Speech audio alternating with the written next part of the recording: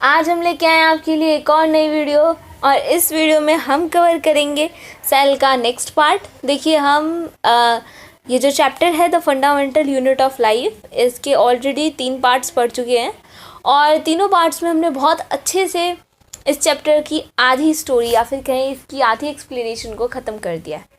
अब हम next part पढ़ रहे हैं, ठीक है। इस पार्ट में हम उसके आगे से कंटिन्यू करेंगे। देखिए मैं आपको बता दूं, जो पिछला पार्ट था उस पार्ट में मैंने आपको बताए थे सेल ऑर्गेनेल्स के बारे में कि सेल में न्यूक्लियस के अलावा कुछ ऑर्गेनेल्स प्रेजेंट होते हैं, तो उनके बारे में हमें लाइन बाय लाइन पढ़ना है, सबके बारे में अच्छे से। देखिए एंडोप्लाज्मिक रेटिक्यूलम के बारे में हम पढ़ चुके, राइबोसोम्स के बारे में हम पढ़ चुके। अब हम आगे से कंटिन्यू करेंगे और जो सेल ऑर्गेनेल्स हैं उनके बारे में पढ़ेंगे, ठीक है। तो स्टार्ट करने से पहले जिन्होंने भी हमारी वीडियो को लाइक नहीं किया जल्दी से लाइक कर दीजिए, चैनल को सब्सक्राइब कर दीजिए जिन्होंने भी नहीं किया है, और अपने फ्रेंड्स के साथ इस वीडियो को ज़रूर शेयर करिएगा। तो चलिए स्टार्ट करते हैं बिना देरी किए। देखिए हमारा नेक्स्ट सेल ऑर्गेनेल आता है गोल्गी एपरेटस। इसका नाम है गोल्गी एपरेटस, ठीक है। गोल्गी एपरेटस क्या होता है? देखिए गोल्गी एपरेटस में मेम्ब्रेन होती हैं, सेट ऑफ मेम्ब्रेन, और फ्लूइड फिल्ड वेसिकल्स होते हैं, वैक्यूल्स प्रेजेंट होते हैं और फ्लैटेंड क्रिस्टनी होती है, ठीक है। देखिए मेम्ब्रेन क्या होता है वो तो मैं आपको बता चुकी हूँ, मेम्ब्रेन बाउंड, ठीक है। तो गोल्गी एपरेटस भी मेम्ब्रेन बाउंडेड होता है। उसके बाद इसके अंदर वेसिकल्स प्रेजेंट होते हैं जो फ्लूइड से भरे होते हैं, ठीक है, और वैक्यूल्स होते हैं। वैक्यूल्स के बारे में मैं आपको लास्ट में समझाऊंगी कि वैक्यूल्स क्या होते हैं, उनका क्या रोल होता है, ठीक है। वैक्यूल्स को मैं आपको सेपरेटली बताऊंगी। फ्लैटेंड क्रिस्टनी, अभी मैं आपको डायग्राम दिखाऊंगी जिसमें मैं बताऊंगी क्रिस्टनी क्या होती है, ठीक है। क्लोज्ड सेक्स लिखा है यहाँ पे, कुछ बोरी टाइप का स्ट्रक्चर होता है, मैं आपको बताऊंगी। अभी मैं आपको गोल्गी एपरेटस का डायग्राम दिखाऊंगी, उसमें मैं बताऊंगी क्रिस्टनी क्या होती है, ठीक है। और ये क्रिस्टनी यूजुअली एक दूसरे के पैरेलल में अरेंज होती है, मतलब एक ऐसे है तो दूसरी ऐसे, बिल्कुल इनके आमने सामने जैसे कहते हैं वैसे, ठीक है। अब गोल्गी एपरेटस का फंक्शन क्या है? देखिए गोल्गी एपरेटस क्या करता है, सब्सटेंस को स्टोर करके रखता है, जैसे प्रोटीन हो गया या फिर और भी कुछ सब्सटेंस हो गए, मिनरल्स हो गए कुछ, या फिर कोई गैस हो गई, तो इन सब्सटेंस को स्टोर करके रखेगा, उन्हें मॉडिफाई यानी कि उन्हें चेक करेगा, उनका पैकेज करेगा, उन्हें पैक करेगा, पैकेजिंग का काम होता है, ठीक है। पैक करेगा और डिस्पैच यानी कि छोड़ देगा, इतना सारा काम गोल्गी एपरेटस का होता है, ठीक है। चीज़ों को स्टोर करेगा, उसको मॉडिफाई करेगा, उसकी पैकेजिंग करेगा और फिर उसके बाद उसे छोड़ देगा ताकि वो कहीं और जाए और कोई और इसका यूज़ करे जब ज़रूरत पड़ेगी, ठीक है। और क्या होता है, ये सेल वॉल को सिंथेसाइज करता है, प्लाज्मा मेम्ब्रेन को, और लाइसोसोम सिंथेसाइज करता है, ठीक है। सिंथेसाइज या मतलब कि होता है यूज़ करना या फिर बनाना, ठीक है। तो सेल वॉल को, प्लाज्मा मेम्ब्रेन को और लाइसोसोम्स का सिंथेसिस करता है गोल्गी एपरेटस। इतना काम हो गया गोल्गी एपरेटस का। अब मैं आपको गोल्गी एपरेटस का डायग्राम दिखाती हूँ। This is the diagram of Golgi apparatus. ये ऐसा होता है गोल्गी एपरेटस। देखिए यहाँ से क्या होता है, यहाँ से सब्सटेंस इन होल्स में से, और फिर ये उसके बाद पैक होके यहाँ नीचे से आ जाते हैं। और ये जो आपको यहाँ पे फोल्ड ऐसा दिख रहा है ना, ये फोल्डिंग सी दिख रही है, इसी को क्रिस्टनी कहते हैं। ये जो गोल गोल फोल्डिंग होती है इसको क्रिस्टनी कहते हैं। और देखिए ये एक दूसरे के पैरेलल अरेंज है, आपको दिख रहा होगा, एक ऐसे तो एक उसके ऊपर, फिर एक उसके ऊपर, एक दूसरे से पैरेलली अरेंज है। तो ये हो गया गोल्गी एपरेटस ख़त्म। चलिए नेक्स्ट आता है हमारा माइटोकॉन्ड्रिया, ठीक है। नेक्स्ट सेल ऑर्गेनेल आता है माइटोकॉन्ड्रिया। माइटोकॉन्ड्रिया क्या होते हैं? माइटोकॉन्ड्रिया रॉड के शेप के कुछ टाइप के ऑर्गेनेल्स होते हैं जो बहुत छोटे होते हैं और इन पे 2 मेम्ब्रेन होती है, ठीक है। डबल मेम्ब्रेन बाउंड होते हैं, 2 मेम्ब्रेन रहेगी इनके ऊपर, यानी कि 2 कवरिंग होगी इनके ऊपर की, ठीक है। और जो बाहर वाली कवरिंग है वो बिल्कुल स्मूथ होती है, बिल्कुल अच्छी सी होती है, और जो अंदर वाली मेम्ब्रेन रहेगी उसमें फोल्डिंग होती है बहुत सारी, ऐसे ऐसे करके, ऐसे ऐसे करके, ठीक है। और ये बाहर वाली मेम्ब्रेन बिल्कुल अच्छे से ऐसे रहेगी, ठीक है। तो इन फोल्डिंग्स को कहते हैं क्रिस्टी, इन फोल्डिंग्स को कहते हैं क्रिस्टी, ठीक है। अब देखिए माइटोकॉन्ड्रिया के पास खुद का डीएनए होता है और खुद के राइबोसोम्स होते हैं, ठीक है। खुद का डीएनए माइटोकॉन्ड्रिया के पास होगा और इसके पास खुद के राइबोसोम्स होते हैं। ये बाहर से साइटोप्लाज्म से राइबोसोम्स को नहीं लेता, इसके पास खुद के राइबोसोम्स होते हैं, ठीक है। अब ये माइटोकॉन्ड्रिया बैक्टीरिया में प्रेजेंट नहीं होता और रेड ब्लड सेल में प्रेजेंट नहीं होता, ठीक है। रेड ब्लड सेल में और बैक्टीरिया में एब्सेंट होते हैं माइटोकॉन्ड्रिया। अब माइटोकॉन्ड्रिया का काम क्या होता है, अब इनका काम देख लेते हैं। माइटोकॉन्ड्रिया को कहा जाता है site of cellular respiration. Respiration के बारे में तो आपने पढ़ा ही होगा। रेस्पिरेशन होता है फूड का ब्रेकडाउन, फूड का ब्रेकडाउन होता है और एनर्जी निकलती है, इस प्रोसेस को रेस्पिरेशन कहते हैं। तो अब जो ह्यूमन बॉडी में या फिर जितने भी प्लांट्स हैं, जो भी हायर ऑर्गेनिज्म हैं, उनमें ये रेस्पिरेशन वाली जो प्रोसेस होती है ये माइटोकॉन्ड्रिया में होती है। यानी कि हर सेल के माइटोकॉन्ड्रिया में ग्लूकोज, फूड का एंड प्रोडक्ट ग्लूकोज होगा, ग्लूकोज का ब्रेकडाउन होता है और एनर्जी रिलीज होती है। इसीलिए माइटोकॉन्ड्रिया को सेल्यूलर रेस्पिरेशन की साइट कहा जाता है, ठीक है, क्योंकि ये जितनी भी एक्टिविटीज़ होती हैं उसके लिए एनर्जी प्रोवाइड करती है हमें। और इसी वजह से एक वजह और है, कैसे, मतलब एक आपके पास क्वेश्चन आ सकता है कि माइटोकॉन्ड्रिया को पावर हाउस क्यों कहते हैं। तो पावर हाउस इसलिए कहते हैं क्योंकि जो एनर्जी निकलती है माइटोकॉन्ड्रिया उसे एटीपी की फॉर्म में स्टोर करके रख लेता है। जो रेस्पिरेशन की प्रोसेस होती है वहाँ पे जो एनर्जी रिलीज़ होती है माइटोकॉन्ड्रिया उसको एटीपी की फॉर्म में स्टोर करके रख लेता है, जिसको आप एनर्जी करेंसी भी कहते हैं। एनर्जी की करेंसी है वो। उसके बाद एटीपी की में बहुत सारी एनर्जी होती है। एटीपी की फुल फॉर्म है adenosine triphosphate, okay, adenosine triphosphate, यानी कि 3 फॉस्फेट के बॉन्ड होते हैं इसमें। और जब भी कोई एक बॉन्ड टूटता है तो बहुत सारी एनर्जी रिलीज़ होती है जिसे हम यूज़ कर लेते हैं, ओके। तो इसी वजह से माइटोकॉन्ड्रिया को पावर हाउस ऑफ सेल कहा जाता है, सेल का पावर हाउस। इसी के पास बहुत सारी एनर्जी है, बहुत सारी पावर है।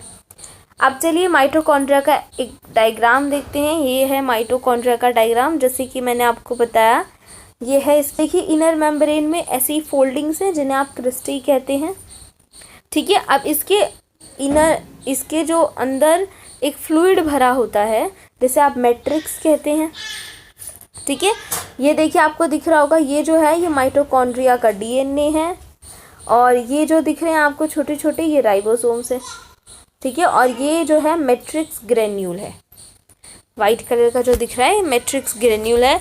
तो अगर आपके पास आता है माइटोकॉन्ड्रिया का डायग्राम बनाने के लिए तो आप इसे बना सकते हैं बहुत अच्छे से। और हर पार्ट को लेबल करना बहुत इम्पॉर्टेंट है, ठीक है। डायग्राम बनाने से ही नहीं होता है, डायग्राम में सबसे ज़्यादा इम्पॉर्टेंट होता है हर एक पार्ट को लेबल करना, ओके। चलिए नेक्स्ट देखते हैं क्या है, सेंट्रोसोम्स एंड सेंट्रियोल्स। अब ये सेंट्रोसोम्स और सेंट्रियोल्स कहाँ पे मिलेंगे आपको, सिर्फ यूकैरियोटिक एनिमल सेल में। यानी कि जो एनिमल की सेल होती है उसमें आपको सेंट्रोसोम्स मिलेंगे, ठीक है। प्लांट की सेल में सेंट्रोसोम्स और सेंट्रियोल्स नहीं मिलेंगे, ये एब्सेंट होते हैं, ओके। अब जो ये सेंट्रोसोम्स होते हैं ये कोई मेम्ब्रेन से बाउंड नहीं होते, ये बाउंड होते हैं सेंट्रियोल से, ठीक है। जैसे अभी हमने जितने भी सेल ऑर्गेनेल्स देखे उनके ऊपर मेम्ब्रेन बाउंड थे, वो मेम्ब्रेन से बाउंड थे, लेकिन इनके ऊपर कोई मेम्ब्रेन नहीं होती, ये बाउंड होते हैं इनमें सेंट्रियोल्स होते हैं, सेंट्रियोल बहुत सारे प्रेजेंट होते हैं, ठीक है। सेंट्रियोल्स कैसे होते हैं, सिलेंड्रिकल स्ट्रक्चर के और राइट एंगल पे अरेंज होते हैं।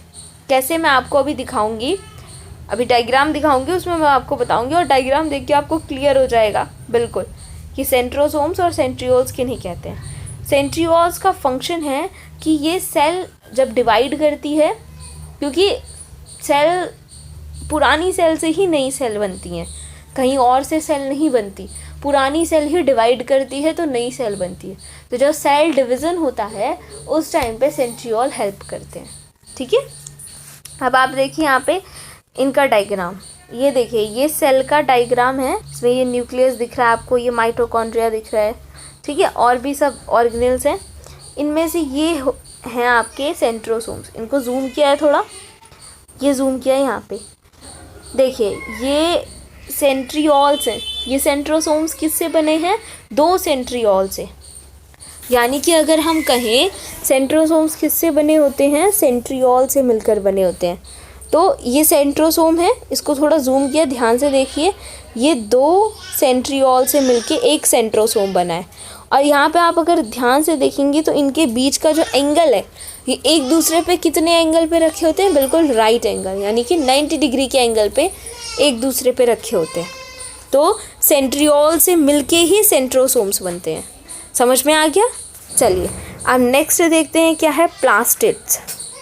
ठीक है, नेक्स्ट सेल ऑर्गेनेल आता है प्लास्टिड, जो कि सिर्फ आपको प्लांट सेल में दिखेगा, एनिमल सेल में नहीं मिलेगा, क्योंकि इसका काम एनिमल सेल में कुछ है ही नहीं। ये जो काम करता है उसकी रिक्वायरमेंट एनिमल सेल में है ही नहीं, उसकी रिक्वायरमेंट सिर्फ प्लांट सेल में है। कैसे?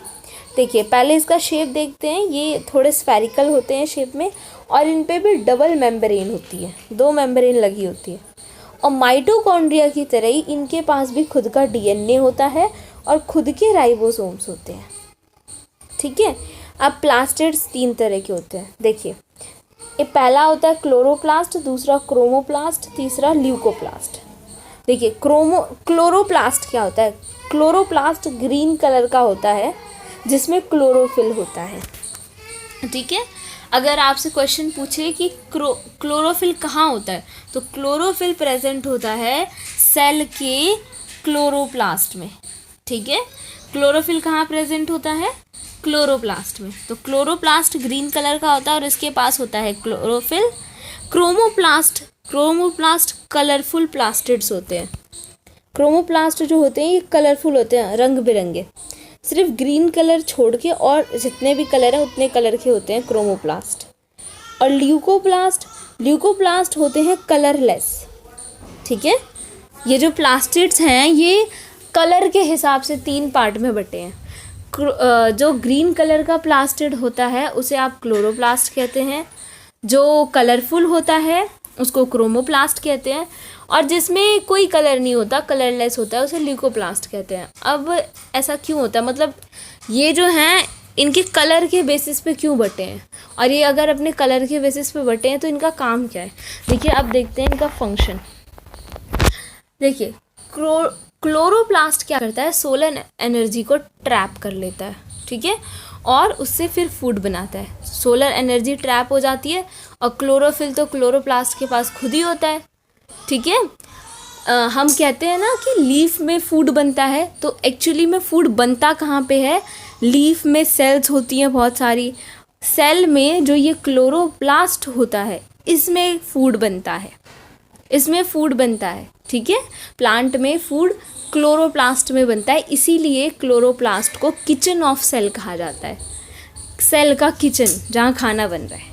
अब क्रोमोप्लास्ट क्या करता है? देखिए क्रोमोप्लास्ट में ना बहुत सारे क्रोमोप्लास्ट अलग अलग कलर का होता है। तो ये क्रोमोप्लास्ट आपको मिलेगा फ्लावर्स में मिलेगा, अलग अलग तरह के फ्लावर्स होंगे तो वहाँ पे आपको क्रोमोप्लास्ट मिलेगा। और इसका काम होता है ना, ये इंसेक्ट को अट्रैक्ट करता है, बटरफ्लाइज, हनीबीज, इन सबको अपनी तरफ अट्रैक्ट करता है पॉलिनेशन के लिए। ठीक है, अब ये ल्यूकोप्लास्ट क्या होता है? ये ल्यूकोप्लास्ट आपको मिलेगा रूट्स में, कलरलेस होता है, रूट्स में मिलेगा। और इसका काम क्या होता है? ये फूड को स्टोर करके रखता है, प्रोटीन को, फैट को, इन सबको स्टोर करने का काम करता है।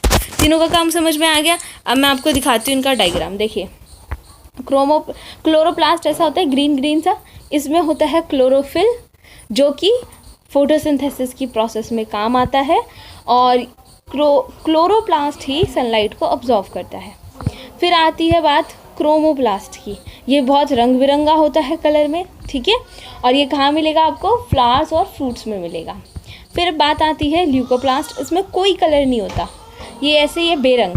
और ये आपको कहाँ मिलेगा? रूट्स में मिलेगा। और इसका काम होता है फूड को, प्रोटीन्स को, फैट को स्टोर करके रखना।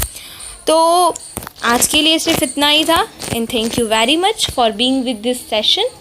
तो आपको, आई होप आपको समझ में आ गया होगा। और कमेंट सेक्शन में मुझे लिख के बताइएगा कि आपको क्या समझ में आया, और जो नहीं समझ में आया वो भी आप अपने डाउट पूछ सकते हैं मुझसे कमेंट सेक्शन में। और अपने फ्रेंड्स के साथ इस वीडियो को शेयर कीजिए। अगर आपको वीडियो अच्छी लगी हो तो लाइक कीजिए, चैनल को सब्सक्राइब कर लीजिए। Okay, so take care and bye bye. मिलते हैं हम अब आपको अपनी नेक्स्ट वीडियो में। और जो पार्ट्स अब बचा है, जो टॉपिक बचे हैं, उस टॉपिक को हम नेक्स्ट वीडियो में कवर करेंगे। Okay, so take care and bye bye.